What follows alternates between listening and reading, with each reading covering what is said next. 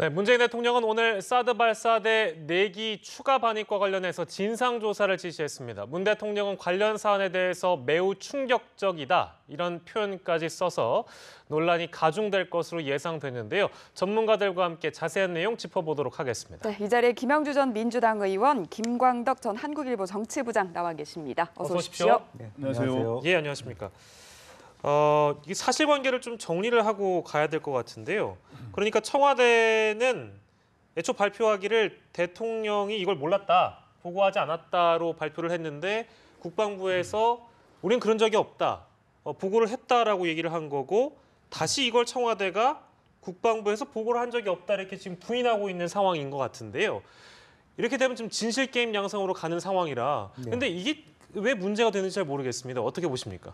예, 실제로 보면은 25일 날 국방부가 예. 국정기획자문위원회에 보고를 했는데 그때는 아마 실제적으로 앞으로 문재인 정부에서의 국방 정책과 또 주요한 어떤 정책 아젠다 중심으로 했을 가능성이 많습니다. 예. 그중에 물론 사드 문제도 있습니다만은 사실 그때 좀 그야말로 한중 간의 한미 간의 핵심 쟁점이 되는 사드 문제에 대해서 좀 아주 디테일하게 예. 세밀하게 보고를 했으면 이 문제는 없을 뻔했는데 네. 그때 여러 가지 주요한 아젠다 중심으로 하다 보니까 국방개혁이라든지 한국형 어떤 대비태세 이런 걸 중심으로 하다 보니까 아마 사드 문제의 보고가 누락된 것 같고 예. 본인들을 얘기하기로는 그런 문제가 있어서 26일 날 또 안보실장회 때 청와대에 네네. 얘기를 했다는 거 아니겠습니까? 이제 예. 그런 부분에 대한 지금 진실 게임 논쟁으로 가고 있는데 예. 과연 이제 대통령께서 과연 이 사안이 사실은 4월 달 전으로 있었던 사안으로 보여지는데 예. 사기가 들어온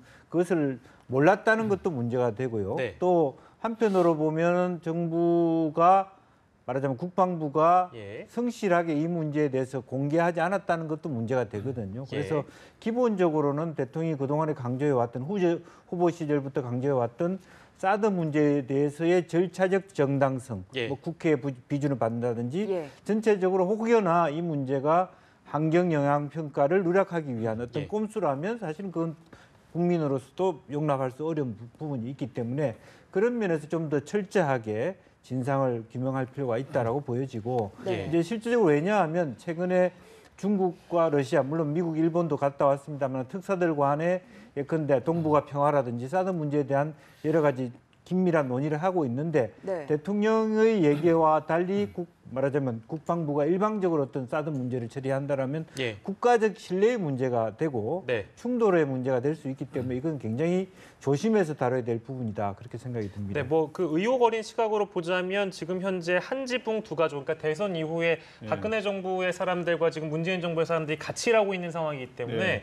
이 문제를 두고 의혹 어린 시각으로 보는 분들이 적지 않은 것 같습니다. 뭐 물론 보고를 안 했다면 그것도 굉장히 큰 문제고 몰랐다면 그것도 문제인데요. 어떻게 보고 계십니까 지금 상황을? 네, 그런 바로 말한 것처럼 현재 문재인 새 정부가 들어섰습니다마는 현재 국방부 장관도 바뀌지 않았고 예. 국방부의 관료들은 기존의 박근혜 정부의 처지 그대로 아닙니까? 그래서 어찌 보면 동거 정부 상태에서 바로 이러한 논란이 나오는 것 같아요. 예. 그래서 지금 현재 문 대통령과 청와대가 이제 소위 불쾌하고 예. 문제를 삼는 거는 뭐냐면 이 사드 문제가 지금 외교 안보 사안의 가장 최대로 중요한 현안 아닙니까? 네. 그러면은 국방부가 진실 게임은 지금 어느 정도 보고했느냐 안 했냐 갖고 이제 논란이 일고 있는데 네. 국방부가 이거에 대해서는 굉장하게 자세하게 그리고 이렇게 했다는 거를 투명하게 이렇게 청와대와 대통령께 보고를 하고 예. 그리고 이해를 잘 할 수 있도록 해서 앞으로 또 이 문제는 국내적으로도 풀어야 되지만 예.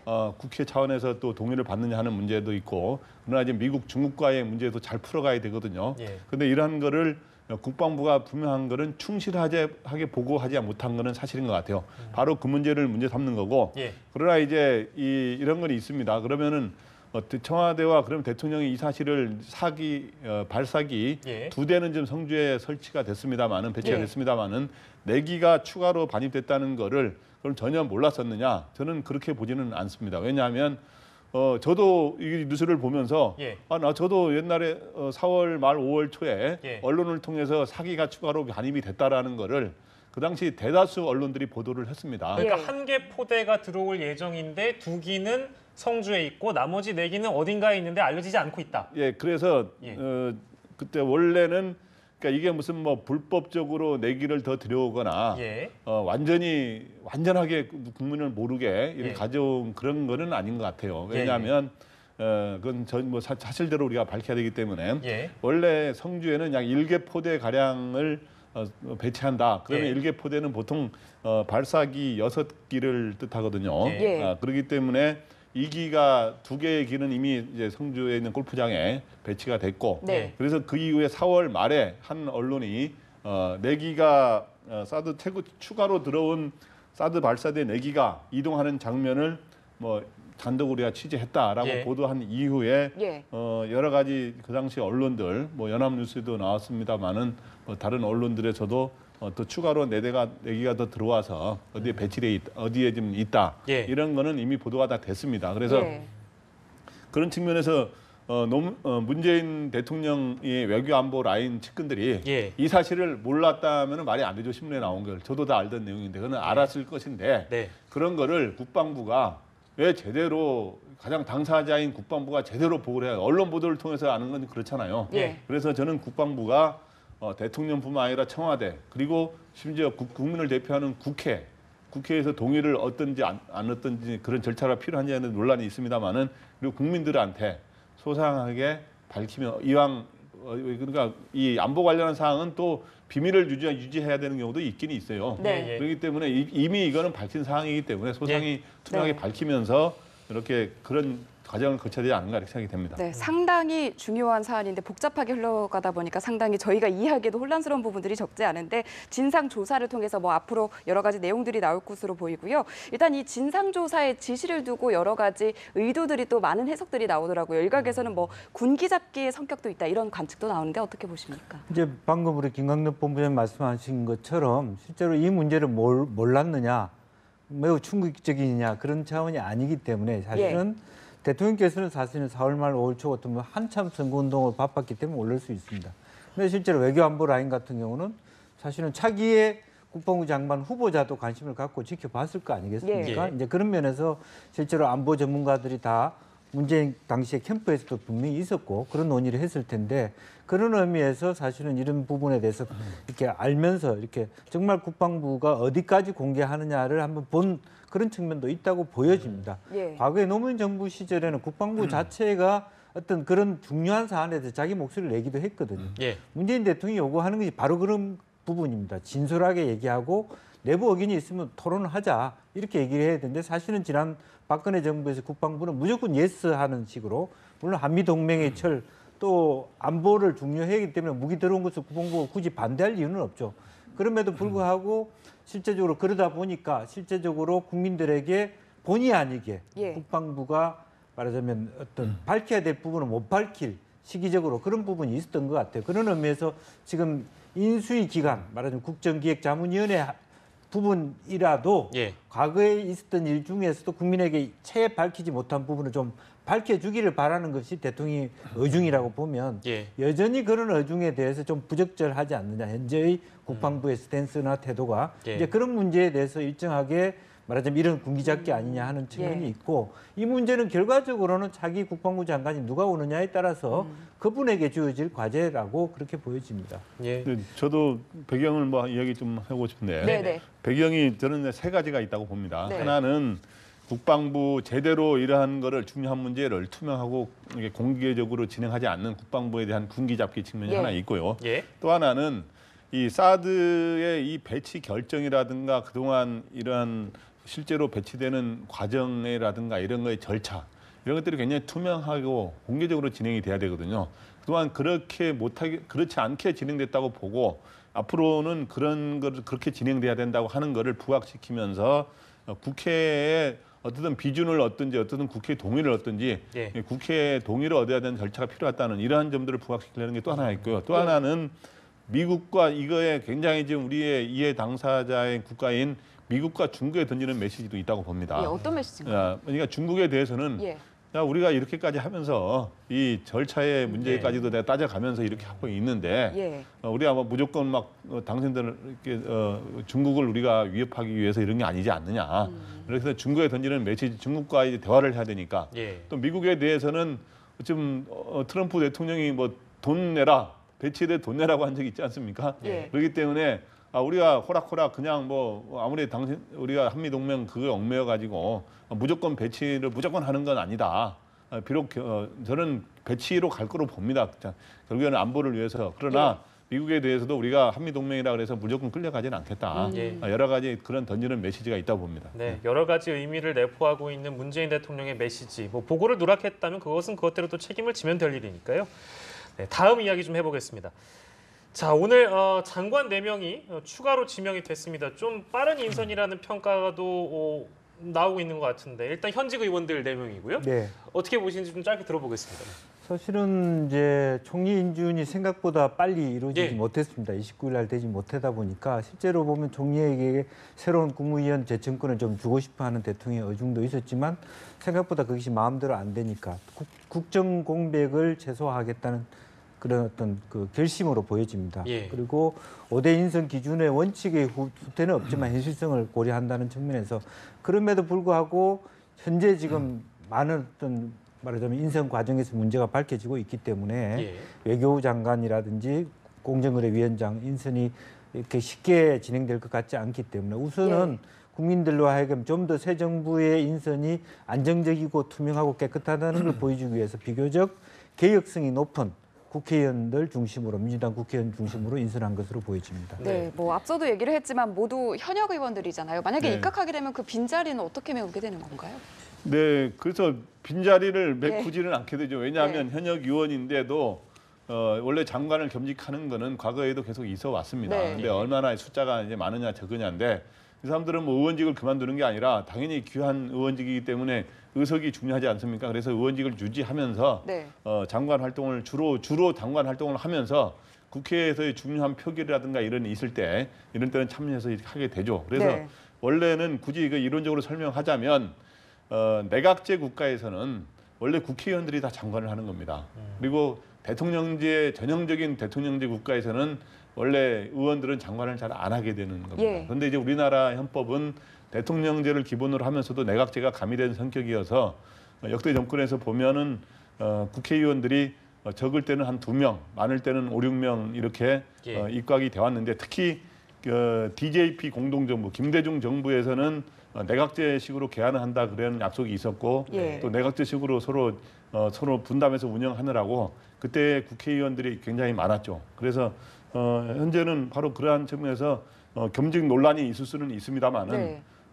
그 장관과 내각제처럼 장관과 의원직을 이렇게 동시에 수행하는 게 별로 그렇게 어려운 일은 아니라고 봅니다. 네. 실제로 이제 문제는 이제 사보임이 이루어지겠죠. 특히 네. 김영춘 후보 같은 경우는 장관이 될 경우에 농해수위 위원장이지 않습니까? 이제 위원장직을 다른 사람한테 넘긴다든지 또 뭐 문광희 간사 같은 경우도 또 간사직을 다른 사람한테 넘긴다든지 예. 따라서 일정 정도 의원들 간의 어떤 그 말하는 상임위의 교체에 따라서 실제적으로 그 상임위 활동을 전반적으로 못하기 때문에 예. 비교적 좀 뭐 외통이라든지 뭐 예. 이런 뭐 상임위 간의 경중이 있을 수는 없습니다만 그럼에도 불구하고 좀 쟁점 상임위를 피해서 다른 상임위로 사보임되지 않을까 그렇게 예. 보여집니다. 저는 조금 놀랐던 것이 최근까지 뭐 인사검증 기준에 대해서 대통령이 입장도 발표를 하기도 했고 고위공직자 5대 배제 원칙 이런 것들이 논란이 되면서 아무래도 다음 인선은 이미 뭐 리스트에 올랐던 분들을 추가로 좀 검증하는데 시간이 또 걸리고 혹은 리스트에 올랐던 사람이 이 원칙에 걸리게 되면 자연스럽게 배제하느라고 시간이 걸릴 줄 알았는데요. 현직 의원들 뭐 우수 4명을 다 이제 인선을 했으니까 이분들은 그러면 뭐 단도직입적으로 아주 깨끗하다 이렇게 봐야 되는 겁니까?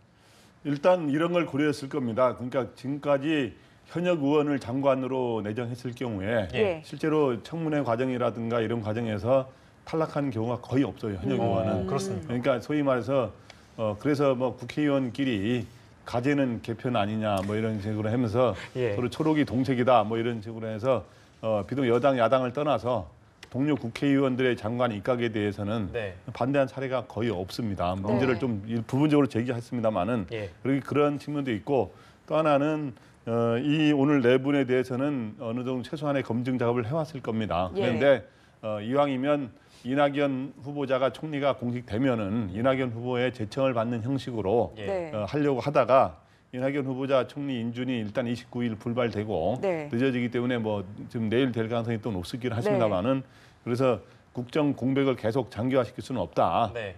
그래서 야당에 그런 게 또 끌려다니면서 늦어질 수는 없다라고 해서 하는 거고 그래서 최소한의 검증을 하는 과정에서 지금 오늘 청와대에서 흘러나온 얘기는 이 네 사람은 5대 불가 사유에는 해당되지 않는다라고 했기 때문에 네. 어떻게 될지는 봐야 되겠습니다만은 뭐 부분적으로 문제가 나올 수는 있겠죠. 그러나 이제 결정적인 게 아니면 야당도 이제 현역 위원에 대해서는 어느 정도 양해를 해주는 측면이 있다는 것을 고려한 게 아닌가 생각이 됩니다. 실제로 김현미 의원을 제외하고 나머지 세 분은 예. 이미 그 전부터 노미네이티드, 즉 후보자로 거명됐던 분이라서 예. 사실은 발표는 좀 빨라졌지만 이미 예정돼 있던 수순이다 그렇게 보여집니다. 네. 네. 짧게 그러면 제가 하나만 여쭙자면 뭐 원내 활동을 해보셨으니까요. 실제로 청문회에 그 소위 여의도에서 바라보는 외부자가 아니라 내부자가 이제 입각을 하기 위해서 청문회의 주인공이 되면 날 세워서 비판하기가 쉽지 않습니까?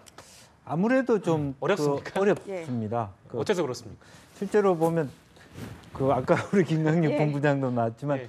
그 큰 틀에서 동료 의식들이 좀 있는 것 동료의식 같아요. 때문에요. 예, 아. 그리고 어쨌든 지금 선수들이 다 삼선의원급들이 되지 예, 않습니까?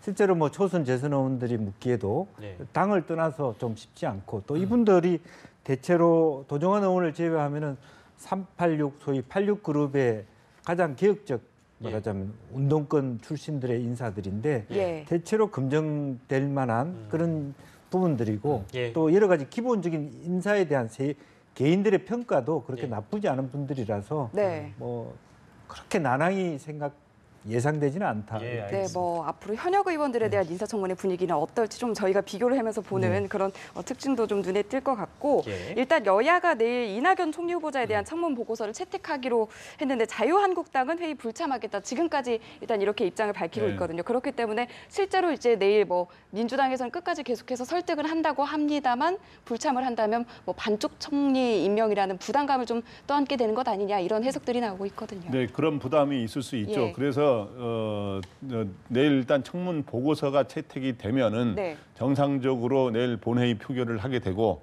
만약에 채택이 안 되더라도 국회의장이 또 직권으로 하는 경우도 있습니다. 네. 시간 어느 정도 무한정 청문 보고서 채택을 기다릴 수 없기 때문에 그렇기 때문에 이제 내일 자유한국당도 지금 내일 청문 보고서 채택에 가서 반대 의견을 내더라도 가서 참여하는 게 안 하는 게 다르거든요. 그래서 네.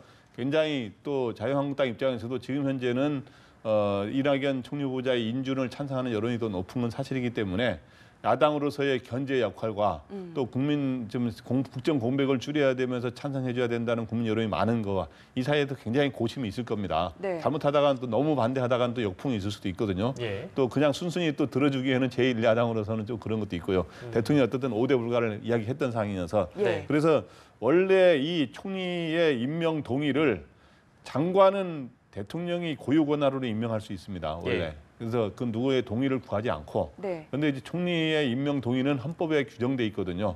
국회의원 출석, 재적위원 과반수의 출석과 출석위원 과반수의 찬성이 필요하도록 한 이유는 네. 이왕이면 국회 여야의 전체는 아니더라도 다수의 지지를 받으면서 국회와의 소통을 하고 통합을 하는 그런 총리가 되라는 의미거든요. 네. 그런데 제1야당에서 이렇게 완전한 반대를 하는 속에서 되면은 예. 비록 숫자적으로 통과가 되더라도 앞으로 제1야당과도 협조를 해야 되고 총리가 네. 이런 측면에서는 사실은 그건 여당뿐만 아니라 야당 우리 국민 전체로 볼 때 그렇게 바람직한 건 아닙니다. 그래서 여야가 내일 마지막 서로 표결할 때 찬성과 반대하더라도 마지막으로 더 협치를 위해 노력하는 모습을 양쪽 다 더 하는 게 좋지 않은가 이렇게 생각이 됩니다. 예, 뭐 당장 여야정 협의체나 이제 제1야당과도 함께 해야 될 일들이 굉장히 많기 때문에 여당이 또 이걸 어떻게 풀어갈지 여당의 정치력이 굉장히 중요한 상황이라는 생각도 들고요. 조금 무난하게 채택될 줄 알았는데요. 국정원장 후보자 청문 보고서 처리도 좀 늦어지는 모습입니다. 일단은 자료를 좀 더 요청했기 때문에 시간이 걸리는 모양새인데 이게 뭐 발목 잡기라고 보는 시각도 적지 않은 것 같아서 이건 어떻게 보시는지요? 실제로 이제 재산 관련된 서류라든지 어떤 재산 정식 과정에서 4억 뭐 6억 이런 부분들이 어떤 물론 부인의 일입니다만은 어떤 서류에 대한 증빙이 좀 부족하다 이렇게 판단할 수 있고 그는 청문 과정에서 얼마든지 요청할 수 있는 사항이라고 보고 성실하게 대응해야 된다고 봅니다. 그리고 큰 틀에서 아마 그 총리 인준이 시간이 걸리기 때문에 실제로 수훈 그 국정원장 후보조차도 조금 시간 연장되는 것이 큰 어떤 하자는 아니다 그렇게 보여지고요. 네. 뭐 마무리까지도 좀 낮은 자세로 해야 될 부분이 있다 그렇게 보여집니다. 네. 네, 끝으로 좀 다른 주제를 짚어보도록 하겠습니다. 최순실 씨의 딸이죠. 정유라 씨가 8개월의 도피 끝에 내일 오후에 이제 뭐 한국에 도착한다고 하는데 입국 직후에 이제 검찰의 조사를 받게 될 네. 예정이잖아요. 앞으로 수사라든지 검찰 조사 어떻게 흘러갈 것으로 예상을 하십니까? 일단 정유라 씨가 이제 내일 귀국하면 또 내일 이제 언론의 스포트라이트를 예. 받겠죠. 내일 오후 3시 좀 넘어서 네. 인천공항에 도착하면 예. 바로 검찰로 가서 이제 소환이 돼서 네. 검찰로 불려가서 조사를 받게 되는데 서울중앙지검에서 일단 조사를 받을 것으로 예상이 되고 있습니다. 거기에서 소위 이재용 삼성 부회장의 승마 지원을 조사했던 네. 특수일부에서 조사하게 되면 승마 지원한 게 지금 제일 논란이 되지 않고 있지 않습니까? 그래서 예. 이제 조사받게 되는 대상은 뭐냐 하면 삼성으로부터 사실은 코레스포츠를 통해서 78억 원 가량을 승마 훈련에 관한 지원 받은 거를 정유라 씨가 주로 썼거든요. 예. 이제 그 부분하고 그다음에 이화여대 학사 비리 문제하고 그다음에 최순실 씨의 국내 재산의 문제, 그다음 외환 관리에 관한 문제 이런 거에 대해서 이제 조사를 받게 되는데 네. 어떻든 정유라 씨가 뭐 이 노승일 전 스포츠 재단의 부장의 이야기 따르면 예. 럭비공이라고 하기 예. 때문에 어떤 말을 할지 몰라서 상당히 변수가 된다고 하는데 네. 뭐 럭비공까지는 아니더라도 어떻든 뭐 본인이 말을 조심하려고 그럴 겁니다. 그럼에도 어떻든 들어왔기 때문에 최순실 씨의 어떤 발언에 네. 앞으로 신경의 변화를 좀 일부 가져올 수 있다는 측면이 있고 예. 또 삼성에 지원해준 그거에 대해서 뇌물이냐 아닌지 논란이 많은데 네. 그거에 대해서 자기가 아는 거를 어떤 진술을 할 경우에 또 변수가 될 수 있기 때문에 네. 어떻든 정유라 씨 귀국은 여러 가지로 좀 박근혜 전 대통령과 최순실 씨 재판에 또 영향을 미칠 것으로 보입니다. 네, 앞서 뭐 최순실 씨의 심경의 변화를 얘기해 주셨는데 사실 최순실 씨가 딸 얘기만 나오면 좀 유독 마음이 약해지는 그런 심경의 변화의 모습을 실제로 보이기도 했는데 이번 입국과 관련해서 재판에 영향을 미칠 그런 가능성이라든지 어떻게 수사가 흘러갈 것으로 사실은 이제 그 변호사들 얘기를 들어보면 이제 들어올 때가 됐다. 어느 정도 이제 재판도 진행되어 왔고 그렇기 때문에 사실 감정적인 어떤 흔들림의 시기는 지나간 것 같습니다. 재판도 어느 정도 시점이 갔기 때문에 그리고 말하자면 정유라 씨가 럭비공처럼 보인다 하지만 어떻게 예. 보면 다른 방식으로 보면 굉장히 전략적인 인터뷰를 하고 그런 거거든요. 그러니까 철없이 그렇게 럭비공처럼 뜨기보다는 큰 틀에서 보면은 이대 입학이라든지 이런 부분에 대해서는 이건 엄마가 한 일이다. 내가 모른다라고 네. 얘기하고 예. 다른 한편으로 삼성 부분에 대해서는 엄마가 오히려 먼저 한 게 아니라 삼성이 먼저 이렇게 제안해 왔다. 이렇게 상당히 자기에게 자연스럽게 자기를 제외하고는 유리한 방향으로 진술할 가능성이 저는 많지 않겠느냐 그렇게 생각이 들고요. 예. 그래서 최순실 씨의 어떤 감정적 변화보다는 오히려 두 모녀 사이가 상당히 삼성을 좀 굉장히 그 뭐랄까 궁지에 몰아넣는 그런 부분이 있을 수도 있겠다는 생각이 듭니다. 지금까지 흘러나온 이야기만 종합해봤을 때, 그러니까 정유라 씨가 아무리 이제 뭐 팔이 안으로 굽는다고 해서 최순실 씨에게 해가 가지 않는 발언을 할 것이다라는 생각은 기울 수 있겠네요. 그러니까 다른 방향으로 진짜 럭비공처럼 다른 방향으로 흘러가서 오히려 이거 최순실 씨에게 독이 될 수도 있는 상황이 분명히 생길 수도 있다는 얘기네요. 그러니까. 네, 당연히 그렇죠. 일단 지금 최순실 씨 입장에서는 뭐냐하면 지금 현재까지 입장은 자기도 보호하려는 이고 자기가 뭐 뇌물을 관여하지 않았다, 뇌물 예. 먹지 않았다 이렇게 주장하고 자기 혐의를 완전히 부인하고 모르쇠로 일관하면서 예. 박근혜 전 대통령도 보호하려는 입장을 취하고 있지 않습니까? 예. 네. 그런데 어떻든 정유라 씨가 들어오면 삼성의 승마 지원이라든가 이화여대 학사 비리라든가 입학 비리라든가 이런 거에 대해서 예. 전적으로 내가 다 한 일이다. 내 딸 유라는 모르고 있었던 일이다라고 예. 하는 식으로 보호하려는 입장을 택할 건데 예. 네. 결국에는 그 보호하려는 입장을 택하다 보면 본인이 책임을 져야 되는 일이 생길 수 있죠. 자기가 책임은 없다고 주장하고 있으면. 예. 근데 이제 정유라 씨는 기본 전략이 그겁니다. 딱 와서 모든 거는 나는 모르는 일이다. 나는 그냥 말을 탔을 뿐이다. 예. 그냥 엄마가 다 했다. 나는 그냥 그 의사결정에 관여한 적 없다. 예. 일관되게 그거로 나가게 되기 때문에 결국엔 정유라 씨는 자기 혐의를 벗는데 주력하게 될 거고 예. 그러다 보면 그게 결국에는 엄마한테 어머니한테 부담이 되는 이런 상황으로 갈 겁니다. 그래서 이번에 최순실 씨가 어저께 재판에서 소리를 치면서 내 흥분된다 이러면서 검찰에 내 딸의 뭐 압박을 가하지 말라 뭐 이런 유의 취지의 이야기를 하지 않았습니까? 그 말은 뭐냐 하면 예. 둘에게 던지는 메시지가 있는 겁니다. 검찰한테도 내 딸을 너무 압박하지 말고 좀 살살 다루라라는 말도 있지만 예. 내 딸한테 앞으로 검찰에 가서 그렇게 조사를 받더라도 예. 소신껏 그 우리 다 이신전심으로 내가 생각하는 대로 다 진술을 해라. 예. 이런 거를 지침을 내린 거로 보입니다. 자, 그리고 박 전 대통령 얘기만 짧게 저희가 하면요. 한 이제 1분 안쪽으로 남았는데 18개의 혐의가 있습니다. 이게 이제 이 모든 혐의들을 다 세세히 그 법정에서 열거하고 이것을 판단하다 보면 굉장히 긴 시간이 걸릴 텐데 큰 골자는 결국 뇌물죄와 직권남용 혐의 아니겠습니까? 근데 이제 들리는 얘기로는 박근혜 전 대통령 입장에서는 시간을 끌 것이다. 이 얘기는 왜 나오는 걸까요? 과연 끝나고 끌 수 있을까요? 이 지금 상황에서. 이제 10월 중순이 되면 예. 어쨌든 구속할 수 있는 그 기간이 그 끝나기 때문에 예. 그때까지 가보자라는 측면이 있고요. 6개월인데. 그렇지만 어쨌든 병합된 부분에 대해서 여전히 부인하는 전략을 하겠죠. 왜냐하면 앞에 사건이 진행되면서 이미 자기한테 그럴 것이다라고 하는 전제된 부분은 받아들일 수 없다라고 하는 부분에 대해서 네. 변호인은 강하게 반항하고 저항할 겁니다. 예. 그래서 기본적으로 그러다 보면 시간이 끈다라고 하는 부분은 국민들의 관심이 줄어든다는 부분이고요. 네. 그렇게 되면 실제적으로 하나하나 근데 이제 실제로 삼성과의 관계 각자가 이렇게 최선을 다해서 형량을 줄이는 전략이 되면 본인 스스로에게도 나쁠 게 없다라는 그런 기본적인 어떤 기조가 깔려 있는 것 같고요. 예. 기본적으로 아시다시피 18개나 된다라고 하는 것은 굉장히 많지 않습니까? 분량으로나 모든 면에서 그걸 예. 하나하나 따지는데 최대한 따지는 어떤 증거 준비하는 기간으로 예. 쓰겠다는 전략도 있는 것 같습니다. 예, 알겠습니다. 박 전 대통령의 내용까지 저희가 정리를 해봤고요. 오늘 두 분과 함께했습니다. 김형주 전 민주당 의원, 김광덕 전 한국일보 정치부장과 함께했습니다. 두 분 고맙습니다. 고맙습니다. 감사합니다.